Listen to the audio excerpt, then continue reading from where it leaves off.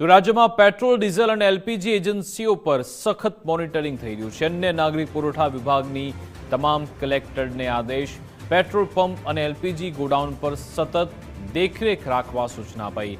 Black marketing અને ગેરવેચાણ અટકાવવા ખાસ નિર્દેશ. જિલ્લા તંત્ર અને પોલીસ સાથે સંકલન કરી તપાસ કરાશે. નાગરિકોને ઇંધણ પુરવઠામાં કોઈ અછત ન થાય તે માટે પગલાં લેવામાં આવશે.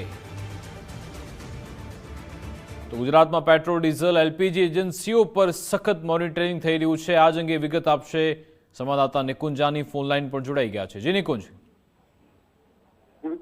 અન્ન અને નાગરિક પુરવઠા વિભાગ દ્વારા તમામ જિલ્લા કલેક્ટરો છે તેમને આદેશ આપવામાં આવ્યો છે કે રાજ્યમાં પેટ્રોલ, ડીઝલ અને એલપીજી ની જે એજન્સીઓ છે તેના પર સખત મોનિટરિંગ કરવામાં આવે.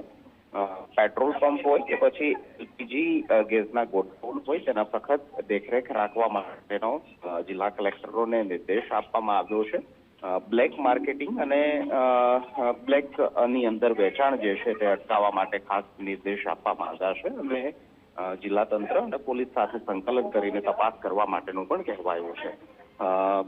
પુરવઠા વિભાગ સંકલન કરી રહ્યું છે કે નાગરિકોને પેટ્રોલ હોય કે પછી એલપીજી ગેસ સિલિન્ડર હોય તે સહેલાઈથી મળી શકે તે માટેની વ્યવસ્થા કરી રહ્યું છે. આ વચ્ચે જે લેભાગુ તત્વો